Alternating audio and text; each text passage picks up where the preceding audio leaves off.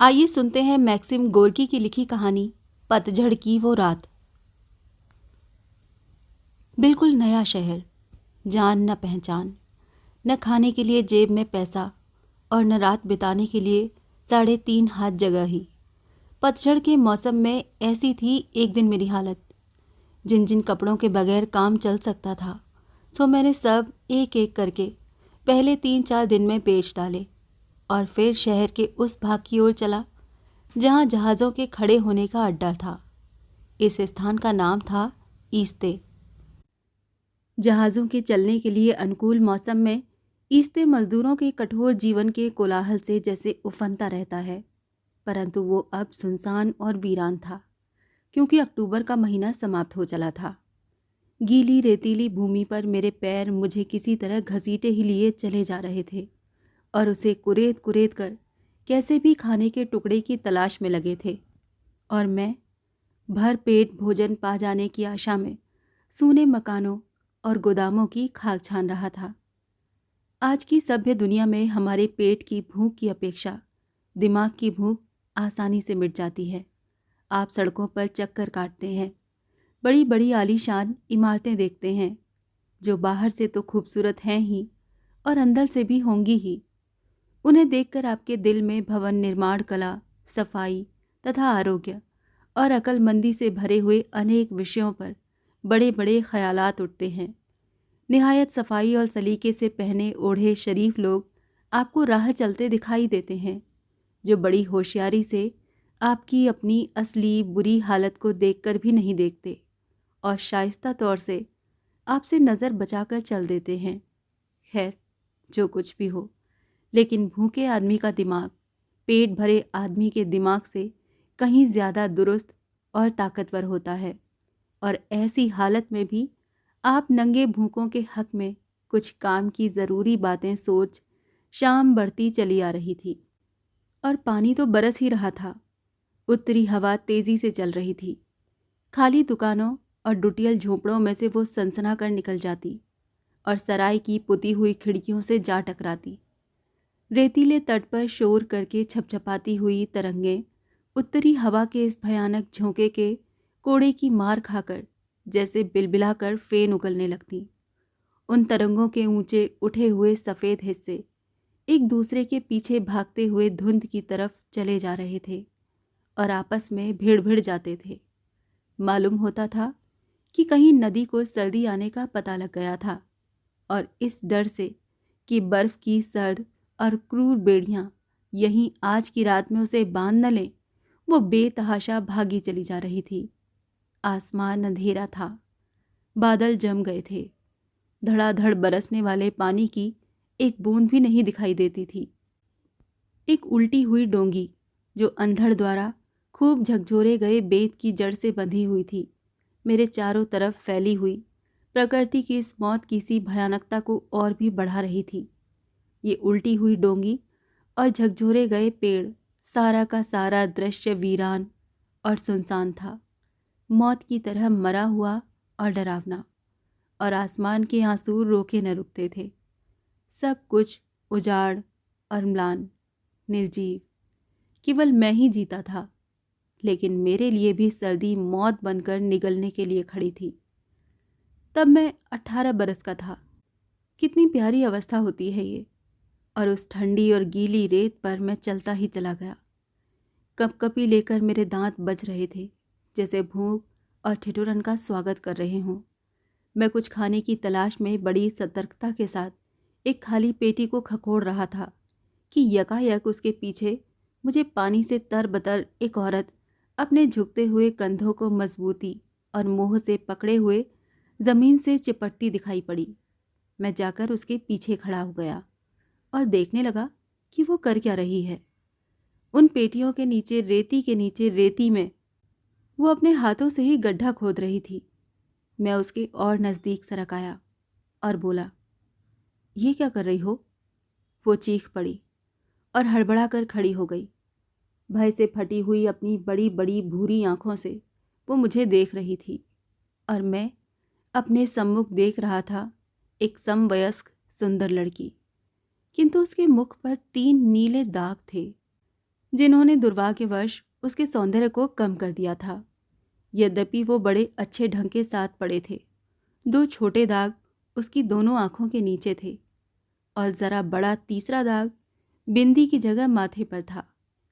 इस प्रकार की तरतीब किसी ऐसे ही कलाकार की करतूत थी जिसका काम केवल मनुष्य के सौंदर्य को बिगाड़ना ही हो। उस लड़की ने मुझे देखा और देखती ही रही। डर उसकी आंखों से धीरे धीरे दूर हो गया था। उसने रेत को अपने हाथों से झाड़कर सिर की सूती ओढ़नी संभाली और बैठ गई। तब बोली, तुम भी शायद खाने की फिराक में हो। अच्छा, तो फिर खोदना शुरू करो, मेरे तो हाथ थक गए हैं। वहाँ, उसने एक और झोंपड़ी की तरफ उंगली उठाते हुए कहा, रोटी ज़रूर होगी और तरकारी भी। उस दुकान में अब भी काम होता है। मैं खोदने लगा। वो ज़रा देर खड़ी मुझे देखती रही, फिर मेरे पास आकर बैठकर मुझे मदद देने लगी। हम चुपचाप खोदते गए। इस समय मैं नहीं कह सकता कि उस वक्त मैंने ज़ाब्ता, फौजदारी, सदाचार, पराया माल और भी बहुत सी इसी किस्म की बातों को, जिन पर अकूलमंद और तजुर्बेकार आदमियों की राय में ज़िंदगी के हर एक कदम को उठाने से पहले गौर करना चाहिए, ज़रा भी सोचा विचारा था। सच्चाई के नज़दीक से नज़दीक रहने की वजह से मैं ये ज़रूर कहूँगा कि खुदाई करने में मैं इतना व्यस्त था कि मुझे इसके सिवाय कि उस पेटी में नीचे क्या होगा, दुनिया की किसी भी अन्य बात का ध्यान उस वक्त नहीं था। सांझ घनी हो गई और उसके साथ ही खाकी चिपचिपाता और ठंडा कोहरा भी घना होता चला गया। लहरें पहले से कहीं ज़्यादा शोर के साथ सलसला रही थीं। उन पेटियों के ऊपर पानी की धारें ज़्यादा जोर के साथ पड़ने लगी थीं और कहीं दूर पहरे वाले ने अपना पहरा भी शुरू कर दिया था। बहकती हुई सी उसकी आवाज़ सुनाई पड़ जाती थी कभी कभी। इसकी तली भी है या नहीं? मेरी सहायिका ने कोमल स्वर में पूछा। मेरी समझ में नहीं आया कि वो किसके विषय में पूछ रही है, इसीलिए मैं चुप रहा। मैं पूछती हूँ कि इस पेटी की गहराई की कोई था भी है? अगर है तो हम उसे पाने की बेकार कोशिश कर रहे हैं। हम इस तरह से खाई खोद रहे हैं जिसकी तह पर हमें खाली तख्तों के सिवाय शायद ही कुछ और मिले। फिर हम उन्हें इतने नीचे घुसकर हटाएंगे कैसे? इससे तो अच्छा यही है कि ताला तोड़ दो। औरतों के दिमाग में अच्छे ख्यालात ज़रा कम उठा करते हैं, परंतु उठा ज़रूर करते हैं, और मैंने अच्छे ख्यालातों की हमेशा कद्र की है और जहाँ तक हो सका है उनको काम में लाने की कोशिश भी की है। मैंने ताला टटोला और पा लेने पर उसे झटकना शुरू किया।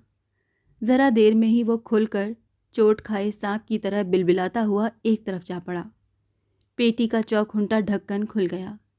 इस पर वो धीमे प्रशंसात्मक स्वर में बोली, तुम तो बिल्कुल पत्थर जैसे हो। आज स्त्री की मुँह से मुझे रत्ती भर तारीफ भी पुरुष की ढेर सारी चापलूसी के मुकाबले में ज़्यादा प्यारी लगती है। चाहे वो चापलूसी प्राचीन और अर्वाचीन सभी महान व्याख्यानदाताओं की सम्मिलित कला से भी उत्तम क्यों न हो, लेकिन तब मैं लड़कियों का ज़रा कम ख्याल करता था। इसीलिए उस वक्त मैंने अपनी साथिन की प्रशंसा पर कोई ध्यान देना तो अलग रहा, प्रत्युत कड़ाई और परेशानी के साथ पूछा, क्या बात है? बड़े मलिन स्वर में उसने हमारी प्राप्ति का ब्यौरा देखना शुरू किया। टोकरी भर बोतलें, मोटी मोटी फ्रैंक, छतरी, एक लोहे का बर्तन, लेकिन ये सब तो खाए नहीं जा सकते थे। सो मैं रही सही आशा भी खो बैठा था कि वो बड़े ललचाए स्वर में बोल उठी, आहा, मिल गया। क्या? रोटी, ज़रा गली हुई है, लो। एक रोटी मेरे पैरों के पास आकर गिर पड़ी और उसके बाद मेरी साहसी साथिन भी, लेकिन तब तक मैं एक और काट चुका था। उससे मेरा मुंह भरा हुआ था और मैं उसे जल्दी जल्दी चबाने की कोशिश कर रहा था। लाओ, ज़रा सी मुझे भी दो, और हमें अब यहाँ ठहरना नहीं चाहिए। लेकिन हम जाएंगे कहाँ? उसने प्रश्नसूचक दृष्टि से चारों ओर देखा। चारों ओर अंधेरा ही अंधेरा, पानी ही पानी और डरावना। देखो, वहाँ एक उल्टी डोंगी पड़ी है, चलो वहीं चलें। अच्छा तो चलो। और हम लोग चल दिए, अपनी लूट को मुंह भर भर कर जल्दी जल्दी खाते हुए। पानी और भी ज़ोर से बरसने लगा। नदी की गड़गड़ाहट भी बढ़ रही थी। कहीं न कहीं सीटी की एक लंबी, तेज, उपहास सी करती हुई आवाज़ आती मालूम पड़ रही थी। मानो वो कोई महान व्यक्ति, जिसे ईश्वर कहते हैं और जो किसी से नहीं डरता, समस्त सांसारिक संस्थाओं की, इस पतझड़ की क्रूर वायु की और हमारी हंसी उड़ा रही हो। और इस सीटी को सुनकर मेरा दिल दर्द से करहा उठा, किंतु तब भी मैं लालच से खाए ही चला गया। और इस मामले में मेरे बराबर बाईं तरफ चलती हुई मेरी साथिन लड़की ने पूरी तरह मेरा साथ दिया। नहीं जानता क्यों मैं उससे पूछ बैठा, तुम्हारा नाम क्या है? खूब चबर चबर खाते हुए उसने छोटा सा उत्तर दिया, नातशा। मैंने उसे तन्मयता से देखा। मेरे अंतर में कड़ी पीड़ा उठी और फिर मैंने अपने सामने और चारों तरफ फैले हुए धुंध में आंखें गड़ा दी। मुझे लगा कि मेरा दुर्भाग्य मुझ पर एक रहस्य भरी क्रूर और रूखी हंसी हंस रहा है। डोंगी के तख्तों पर पानी मूसलाधार पड़ रहा था और अंदर बूंदों की आवाज़ बड़ी धीमी धीमी आ रही थी। इस धीमी मृदुल ध्वनि ने मेरे मन में निराशा और दुख से भरे विचार जागृत कर दिए। नाव की तली के तख्ते कुछ ढीले होने की वजह से हवा के जोर से खड़खड़ा रहे थे। इस खड़खड़ से बड़ी अशांति हो रही थी और जी बैठा जा रहा था। नदी की उत्ताल तरंगें तट पर जैसे दुख के थपेड़े खा खाकर जीवन की आशा खोकर सर पटक रही थीं। वो जैसे अपनी मलिनता को, निर्जीवता को सदैव के लिए मृत्यु की गोद में सुला देना चाहती थीं। जैसे वो असहाय बोझ से आक्रांत और शिथिल होकर खींच उठी हों और जिससे वो अब छुटकारा पाकर कहीं दूर जाने की प्रबल लालसा कर रही हों। फिर भी उन सब दुखों का, निराशाओं का, आभारों का और मलिनताओं का रोना रोने में उन्हें शांति मिलती थी, सुख मिलता था। ये भी आवाज़ लहरों की छटपटाहट में मिल गई। डोंगी के ऊपर से एक लंबी सर्द आह आती मालूम हुई। वो अनंत थकित आह, जैसे पृथ्वी ने ग्रीष्म से शरद तक के ऋतु परिवर्तन से आहत और क्रांत होकर खींची हो। फेनिल नदी और उसके सुनसान किनारे पर झंझावात बहता ही रहा, अपने मातमी गीत गाते हुए। डोंगी के नीचे हमें कतई आराम नहीं मिल रहा था। जगह तंग और सीली हुई थी। डोंगी की तली में नन्हे नन्हे सुराखों से पानी टपक रहा था और उन्हीं में से होकर हवा भी ठंडी तीर सी आ रही थी। हम चुपचाप बैठे ठंड से ठिठुर रहे थे। मेरी तबीयत सोने को कर रही थी। नातशा डोंगी की दीवार से चिपट कर बैठी रही और गुड़ी मुड़ी होकर गेंद की तरह हो गई। अपने दोनों घुटनों को छाती में दाबे हुए वो उन पर अपनी ठोड़ी टिकाए आंखें फाड़ फाड़ कर नदी को देख रही थी। नीले निशानों की वजह से उसकी वो आंखें सूखे हुए मुख पर बहुत बड़ी बड़ी मालूम हो रही थीं। वो हिली न डुली और चुप ही रही। मुझे डर लगने लगा। मेरे जी में आया उससे बोलूं, लेकिन बात किस तरह शुरू करूं, ये समझ में नहीं आता था। फिर वही बोली, जीवन कितना भयानक श्राप है। उसने एकदम सीधे सीधे कह डाला, लेकिन उसके स्वर में अनमनापन था और था आत्मविश्वास। उसका ये कथन जीवन के प्रति उसकी कोई शिकायत नहीं थी। इन शब्दों में इतनी उपेक्षा थी, इतनी अन्यमनस्कता थी कि वो शिकायत तो कहे ही नहीं जा सकते। शिकायत करने में अपना एक लगाव रहता है। नातशा की भोली आत्मा ने जैसे समझा कह डाला और अपने सीधे साधे विचार से जो निष्कर्ष उसने निकाला था वो प्रकट कर दिया। मैंने उसके कथन का विरोध नहीं किया, क्योंकि मुझे डर था कि कहीं वास्तव में मैं अपना ही विरोध न कर बैठूं। इसीलिए मैं चुपचाप रहा और वो भी ऐसे ही अचल बैठी रही, जैसे उसको चलायमान करने के लिए वहाँ कोई भी न हो। अगर हम बलबलाएं भी तो फ़ायदा? नातशा ने शांति और विचारशीलता पूर्वक फिर कहना शुरू किया, और अब भी उसके स्वर से किसी प्रकार की शिकायत की ध्वनि नहीं टपकती थी। ये स्पष्ट था कि वो बेचारी जो कुछ भी बोल रही है और कह रही है सो अपने अनुभवों को ही दृष्टिगत करके ही तो। जीवन के विकराल व्यंग और विकट उपहास से अपनी रक्षा करने के लिए ही तो उसे ऐसी धारणाएं बनाने के लिए मजबूर होना पड़ा है। और जिस परिस्थिति में वो थी उसमें बलबलाने के सिवाय वो और कुछ कर भी तो नहीं सकती थी। इस विचारधारा की सच्चाई मेरे लिए प्राण पीड़क हो उठी और मुझे लगा कि अगर मैं कुछ देर और चुप रहा तो रोने की नौबत आ जाएगी और औरत के सामने रोना बड़ी शर्म की बात होगी, और ख़ास तौर से तब जब वो वहीं स्वयं नहीं रो रही हो। मैंने उससे बोलने का संकल्प कर ही तो लिया। नातशा, बतलाओ तो, तुम्हें किसी ने ठुकराया है? मैंने पूछा। इस प्रश्न से अधिक सीधी और मुलायम दूसरी बात मेरी समझ में नहीं आई।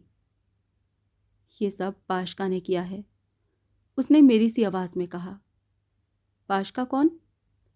मेरा प्रेमी, वो नानबाई था। क्या वो अक्सर पीटा करता था? जब भी वो नशे में रहता मुझे मारता था, और अक्सर ही। और फिर एकदम मेरी तरफ मुड़कर वो मुझसे पाशका और उसके और अपने परस्पर संबंध के बारे में बातें करने लगी। उसने बतलाया कि पाशका नानबाई था, उसके लाल मूछें थीं और वो बेंजो बहुत बढ़िया बजाता था। वो नातशा से अक्सर मिलने आता था और उसे खुश करता था। बड़े मज़े का आदमी था वो। कपड़े भी एकदम साफ पहनता था। उसकी बास्केट 15 रूबल की थी और घुटनों तक के बूट थे, इसीलिए वो उससे प्रेम करने लगी थी। और धीरे धीरे पाशका उससे पैसे भी उधार लेने लगा था। पैसा जो कि और लोग नातशा को मिठाई खाने के लिए देते थे, उन्हें भी पाशका उससे छीन ले जाता था और उनकी शराब पी डालता था। शराब पीकर फिर नातशा को मारता था। लेकिन वो बोली, सो तो कुछ बात नहीं थी, वो चाहे मुझे जितना और मार लेता, लेकिन और दूसरी लड़कियों के पीछे जो फिरने लगा था, सो ये क्या मेरा अपमान नहीं था? मैं क्या उन लड़कियों से भी बुरी हूँ? इसके साफ मानी ये थे कि वो मेरी उपेक्षा ही नहीं, उपहास भी करने लगा था। निर्दयी कहीं का। परसों मैं अपनी मालकिन से ज़रा देर के लिए घूमने की इजाज़त लेकर बाहर निकली थी। पाशका के पास पहुंची तो देखा कि दिस्का उसकी बगल में बैठी हुई है, नशे में चूर, और वो भी गुलटंग था। मैंने फटकारा, बदमाश! बस उसने मुझे पीटना शुरू कर दिया। मेरी चोटी पकड़कर घसीटा और लातों से मारा। लेकिन जो कुगति उसने इसके बाद मेरी की, सो कुछ न पूछो। उसने मेरे पास जो कुछ भी था उसकी खूब दुर्दशा की, और इस हालत को जिसमें इस वक्त मैं हूँ मुझे पहुँचाकर छोड़ दिया। फिर मैं अपनी मालकिन के पास कौन सी सूरत लेके जाती? उसने मेरा सब कुछ बिगाड़ दिया, मेरा साया और मेरी बिल्कुल नई कुर्ती भी, जिसके लिए मैंने 5 का नोट खर्च किया था। सर से रुमाल खींचकर फाड़ डाला। हे ईश्वर, अब मैं क्या करूं? वो यकायक शोकाकुल हो उठी। उसका स्वर जैसे खिंचा जा रहा था। हवा हुकती ही रही और ठंडी होती चली जा रही थी। मेरे दांत फिर किटकिटाने लगे। नातशा सिमटी और मुझसे बिल्कुल चिपट कर बैठ गई, और तब उस अंधकार में मुझे उसके नेत्रों की चमक दिखाई पड़ी। तुम सब आदमी कमीने हो। मेरा बस चले तो सबको भट्टी में फूंक दूं, बोटी बोटी काट दूं। अगर कोई पुरुष मरता हो तो उसके मुंह में थूक दूं। रत्ती भर रहम जो करूं कभी, कमीने, लुच्चे कहीं के। पहले धिधियाते हैं, खुशामद करते हैं, कुत्तों की तरह पैरों पर लौटते हैं, और हम बेवकूफ़ औरतें तुम्हारी बातों में आकर अपना सब कुछ अर्पण कर देती हैं, और तुम हमें अपने पैरों तले रौंदते हो, आवारा गुंडे कहीं के। नातशा ने खूब जी भरकर पुरुषों को गालियां दी और कोसा, लेकिन आवारा गुंडों को उसके इस कोसने में कोई घृणा, कोई कुत्सित भावना मुझे मालूम नहीं पड़ी। जितने कटु शब्द उसने कहे थे, उनका स्वर उतना कटु नहीं था। उसकी आवाज़ में काफ़ी शांति थी और उसका जोर बहुत कम था। फिर भी इन सब का प्रभाव मेरे ऊपर उससे भी कहीं ज़्यादा पड़ा था, जितना कि निराशावाद की बड़ी बड़ी पुस्तकें पढ़कर और महान व्याख्यान सुनकर भी कभी नहीं पड़ा था, और न आगे कभी पढ़ सकता था। इसकी सीधी सी वजह है, वास्तव में मरते हुए आदमी का आक्रोश मृत्यु के सूक्ष्म और सजीवतम वर्णन से भी कहीं अधिक यथार्थ, सत्य, स्वाभाविक और प्रभावशाली होता है। सचमुच मुझे बड़ा बुरा लग रहा था, अपनी साथिन की गालियों से नहीं, वरन सर्दी की वजह से। मैंने धीरे से एक आह भरी और दांत पीसे, और तभी मुझे 2 नन्ही कोमल बाहें अपनी गर्दन और मुख को स्पर्श करती प्रतीत हुई, और उसी क्षण में एक आतुर, कोमल, सहानुभूति सिक्त स्वर भी मेरे अंतःस्थल को छू गया। तुम्हें कौन सा दुख है? इस सवाल को पूछने वाली क्या ये वही नातशा थी जो अभी अभी सारी पुरुष जाति को दुनिया भर की गालियां सुना चुकी थी और उनके आमूल नाश पर तुली हुई थी? मैं विश्वास करने के लिए तैयार था कि ये वही नातशा नहीं थी, परंतु वास्तविकता तो दूसरी ही थी। यही नातशा थी वो, और वो द्रुत स्वर से कह रही थी, ओह बोलो ना, तुम्हें क्या दुख है? सर्दी लग रही है?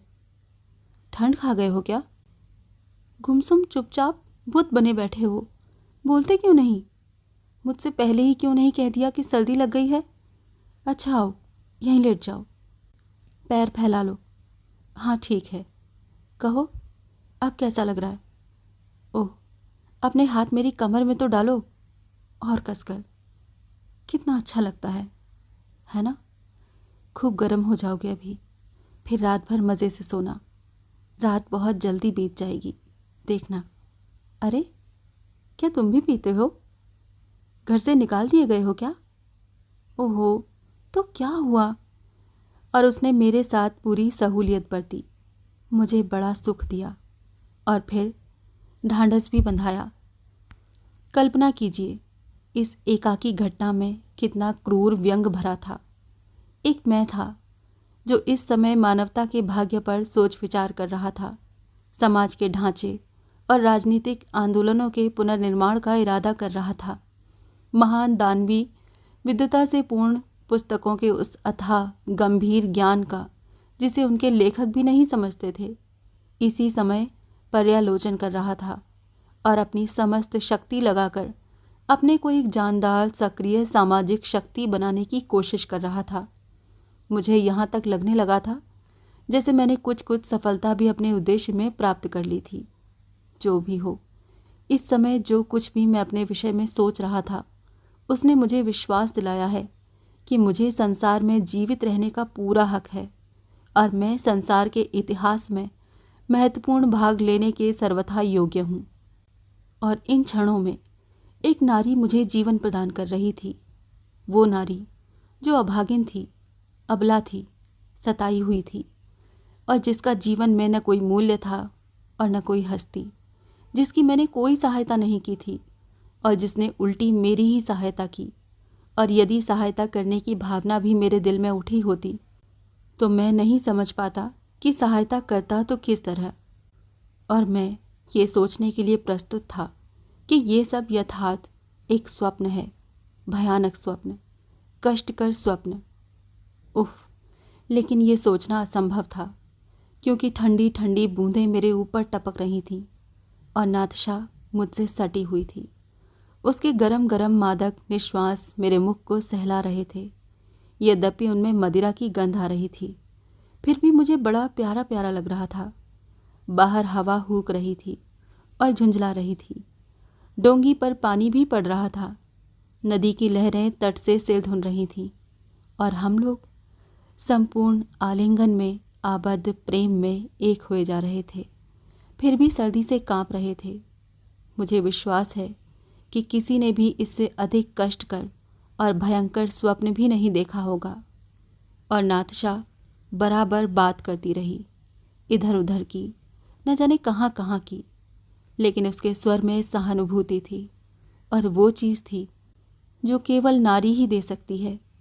उसकी ऐसी प्यारी बातों के प्रभाव से मेरे अंतर में एक चिंगारी सुलग उठी और फलस्वरूप मेरे हृदय में से कुछ द्रवित होकर गतिशील हो गया।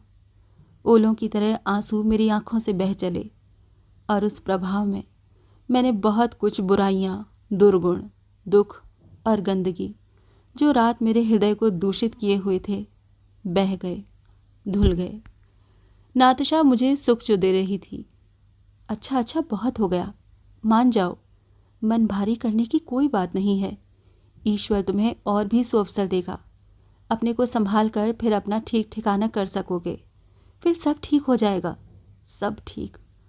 और अपने प्रगाढ़ आलिंगन में कसे कसे वो मुझ पर अनगिनत चुंबन वारने लगी, प्यार से भरे वो मादक चुंबन। लेकिन सब व्यर्थ, सब व्यर्थ। उस दिन जीवन में सबसे पहले किसी नारी ने मुझे चूमा था और शायद अंतिम बार भी, क्योंकि उतने जीवन से पूर्ण चुंबन फिर मैंने आज तक नहीं पाए। बाद को जितना भी प्यार मिला उसके लिए मुझे बड़ा मूल्य चुकाना पड़ा और वास्तव में लाभ भी कुछ नहीं हुआ। आओ, मन को मैला क्यों करते हो? अगर तुम्हारा कहीं ठीक इंतजाम नहीं होगा तो मैं करूँगी। और उसका ये शांत, आश्वासन से भरा भरा धीमा स्वर मुझे मानो स्वप्न में सुनाई पड़ रहा था। और हम दोनों ऐसे ही भोर तक लेटे रहे। सवेरा होने पर हम उस डोंगी के नीचे से निकलकर बाहर आए और शहर में चले गए। फिर हमने अच्छे मित्रों की तरह ही परस्पर विदाई ली और फिर कभी नहीं मिले। अपनी अच्छी नातशा को, उस नातशा को जिसने उस पतझड़ की भयानक रात में मुझे सुख दिया था, ढूंढ निकालने के लिए मैंने शहर का कोना कोना छान डाला, पर नातशा न मिली, न मिली। अगर वो मर गई है तब तो अच्छा ही है, जीवन के दुखपूर्ण जंजाल से छूट गई। ईश्वर उसकी आत्मा को शांति दे। किंतु यदि वो जीवित है तब भी मैं कहूँगा, ईश्वर उसकी आत्मा को शांति दे और उसे कभी भी अपने पतन का ध्यान भी ना आए, क्योंकि वो एक बेकार की व्यथा होगी। जीवन जीवित रहने के लिए है तो है। अभी आपने सुनी मैक्सिम गोर्की की लिखी कहानी पतझड़ की वो रात।